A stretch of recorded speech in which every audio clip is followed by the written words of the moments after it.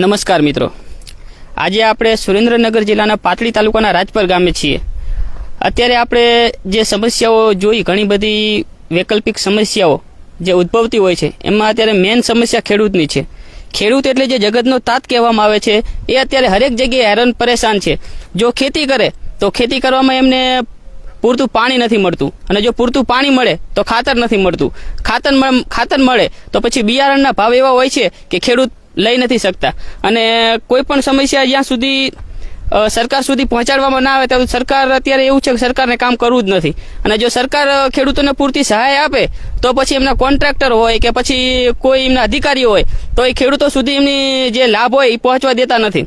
અત્યારે આજે એવી જ સમસ્યા લઈને આપણે પાણીની સમસ્યા લઈને રાજપર ગામના ખેડૂતોને રજૂઆત કરી છે આપણને, એટલે આપણે અહીંયા આવ્યા છીએ, અને આપણી સાથે અત્યારે રાજપર ગામના 15-20 ખેડૂતો હાજર છે।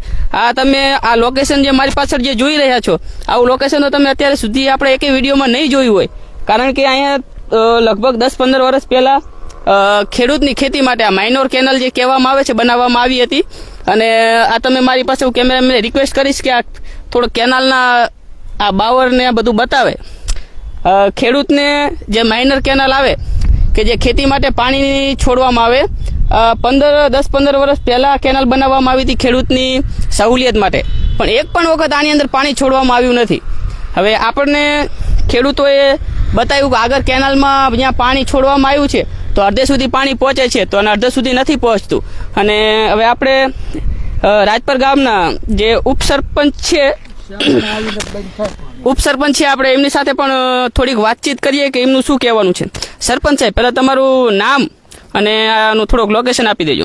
મારું નામ છે ધાડવી નટવરભાઈ ભીમાભાઈ। જેથી 10 થી 15 વર્ષથી આ કેનાલ બની છે ત્યારથી અમે પાણી જોયું નથી। આમાં પાણી આગળથી તો ચાલુ છે, પણ આગળથી આવવા દેતા નથી, અને ખેડૂતોને બહુ છે તકલીફ છે। અંદાજિત તમારા આજુબાજુમાં જમીન કેટલીક હશે? જમીન તો 1800 વીઘા આસપાસ છે। આવી માઇનોર કેનાલ બીજી ખેડૂત ખેતરમાંથી નીકળતી હશે ને? બીજી એક જ છે આ રહી। તો તમારે બીજો કોઈ સ્ત્રોત ખરો કે તમે બીજેથી પાણી ખેતરને પાણી તો જોઈએ ને, તો પાણી ક્યાંથી પૂરું કરો? પાણી અમારે ખારી છે, એને ખારી કહેવાય છે, ગટર। ચોમાસું પાણી ભર્યું તો એમાં કોઈ ખેડૂએ પાણી લીધું ને અત્યારે હાલ પાણી ખેડૂને મળે એવું છે જ નહીં। ચારે કોરા ગમે ત્યાં જાય તો ખેડૂને ટીપું પાણી મળે એવું નહીં।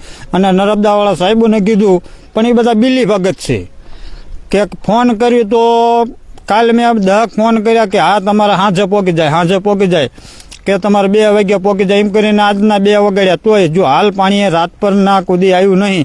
અને જંગલ કટીમાં એવું હતું કે જેથી પાણી કુદી જંગીમાં ના આવ્યું, અહીંયા જંગલ કટી કપાવતા હતા, અને પાણી હાલ જરૂરી છે। અહીંયા પાણી આવ્યું નહીં, અહીંયા જંગલ કટીનું બહુ બેગત કામ છે, અને હાલ જૂની બેકારમાં પડી અહીંયા બાવળ મોટા ઊભા છે। આપણે જ્યારે અહીંયા આવ્યા તો આપણે જોયું કે આની આગળ જે આપણે પડાણા સીમ, પડાણાની સીમ અંદર પાણી અત્યારે ચાલુ જ છે ને આવે છે, અને કેનાલ અંદર ઉપર આપણે જે રસ્તો કરવામાં આવે એટલે આ માટી નાખીને આવી રીતે બુરી દેવામાં આવે કેનાલ, અને આગળ પાણી કેનાલમાં ચાલુ કરી દેવામાં આવે। હવે આ કેનાલમાં વચ્ચે આ માટી પડી હોય એટલે એનાથી આ બાજુ તો પાણી આવવાનું જ નથી, પછી થોડું ઉપર ખોદી અને પાણી આ બાજુ મોકલવામાં આવે। હવે આ કેનાલમાં કે પાણી પહોંચી જશે, પણ તમે મારી પાછળ જે તમે જોઈ રહ્યા છો આ બાવરો, આ કેટલા અને થડ જ એમ કહે કે વર્ષોથી આ બાવર કાપવામાં નથી આવ્યા। તો દર વર્ષે જે ખેડૂતોને સિંચાઈ માટે પાણી છોડવામાં આવી પહેલા જંગલ કટિંગ કરાવવામાં આવે છે, તો તમારે એક વખત તમે જોયું નજરે કે કાલ આયા મજૂર ને મેં કીધું ભાઈ અમારે હાલ જરૂર છે, અહીંયા તમે જંગલ કટિંગ કરો, અને આ પડતર પડી છે, કોઈ દી પાણી ના આવ્યું તમે અહીંયા મજૂર કામ કરો તો કોઈ મતલબ નહીં। અને લગભગ કોઈ દી જંગીમાં હજુ આ બની તેદું કોઈ દી જીસીબી માણસ કામ એને કરાયું, અને નથી કોઈ દી રિપેરિંગ કામ થયું। તેમ ત્યાં જાઉં અહીંયા ઠેરે તૂટલી છે, જાઉં અહીંયા ફાંકા છે, અને ખેડૂત અત્યારે કામ કરે કે જાતે અહીંયા પાણીમાં અહીંયા દોડે, દાડાનું કામ કરે, જો દાડાનું પાણી લાવે તો રાતે પાણી પાવાનું, જો રાતનું પાણી છૂટ્યું રાતે બચારા ખેડૂત બધા રાતે પાણીમાં અહીંયા દોડે। તમે આની રજૂઆત એક વખત મામલતદાર કે પછી કોઈ ઉચ્ચ અધિકારીને આની રજૂઆત તમે કરેલી ખરી? રજૂઆત કરેલી, સુતાર સાહેબ હતા, એમને કેટલી દાને મેં લખાણ કરીને અમારી પંચાયતનું લખાણ કરીને આપ્યું, કાં તો નર્મદા તમારી હે ફેંદી નાખો તો ખેડૂતને કોઈને પાણીની આશા રહે નહીં, એવી રજૂઆત અમે 2-4 દાન કોપી કરેલી છે। સુતાર સાહેબ અત્યારે હાલ બેન છે એટલે અમે બેનને કહી ના શકવી એટલે અમે ખન્ના સાહેબ છે ખન્ના સાહેબને રિંગ કરવી પણ ખન્ના સાહેબ એમ કે હા હું જોવા આવું 4 દાડીને અમને લડાવે પણ કોઈ દી હજુ અહીંયા આવ્યા નથી. હાલે કોઈ દી અમે અહીં કેવી તો અહીંયા આંટો મારવા ના આવતા. અત્યારે ખેડૂતનું કેવું પરિસ્થિતિ છે. રાજપર ગામની કોઈ એમને પડી જ નથી પહેલા પ્રથમ તો બરાબર. આ 15 વર્ષથી કેનાલ બનાવી 15 વર્ષથી આ કોઈ પાણી આવ્યું જ નથી આજ સુધી બરાબર. પછી આગળના ગામો આ બધા લોકો પાણી માટે જાય તો આગળના ગામો કોઈ પાણી આઈને આવવા દેતા નથી. એ કોઈ હલ કરતું જ નથી આ સમસ્યા. આપણી સાથે ગામના બીજા પણ લોકો છે, આપણે એમની સાથે પણ થોડીક વાતચીત કરીએ. શું નામ ભાઈ તમારું? મારું નામ ચેતનભાઈ છે. આજથી 15 વર્ષ પહેલાં નર્મદા બનેલી કેનાલ, એટલે આમાં પાણી અમને જોવા મળ્યું નથી. અમે ધારાસભ્યને મોટા અધિકારીઓને પણ અપીલ કર્યા છતાં પણ આમાં પાણી નથી આવ્યું. આમાં વાંક કોનો કહેવાય કે આજે મોટા અધિકારીઓ પૈસા ખાય છે, જંગલ કટી કપાવે છે, પણ પાણી તોય છતાં પાણી નથી આવતું. આ એની માટે અમે બધા ભેગા થયેલા છીએ, ગામજનો બધાય. અને અત્યારે જોઈ લો, આ રજૂઆત અમે કરેલી અને આ મીડિયા સાથે અમે બધા ઉભેલા છીએ. એની રજૂઆત કરી છીએ અમે. તો હવે તમને જો આ વસ્તુનું સમાધાન ના મળે તો પછી હવે તમારે આગળ શું કરવાનો ઈરાદો? મામલતદાર સાહેબની કચેરીએ આમાં ધરણા લેવાની ગણતરી કરી. કારણ કે ખેડૂત તેજીમાં ના આવે, ખેડૂત ગળો ટૂંપો ખાય. કારણ કે ખેડૂતો એમ કે અમે ખેડૂતને આગળ લાવી શું ખેડૂત આગળ આવે? ખેડૂતને પાણી પહોંચતું નહીં અને ખેડૂત બે હાલ થતો જાય. હા, જેવું કે અત્યારે વિકાસના કામો થઈ રહ્યા છે, આપણે જોઈએ છીએ કે ખેડૂતોને અલગ અલગ સહાય પણ આપવામાં આવે છે, પણ એ ખાલી કાગળ ઉપર જ સહાય વાતું થાય છે. એ વાત તમારી બરોબર છે. તમે અત્યારે અંદાજિત કેટલા વીઘામાં તમારે ખેતી?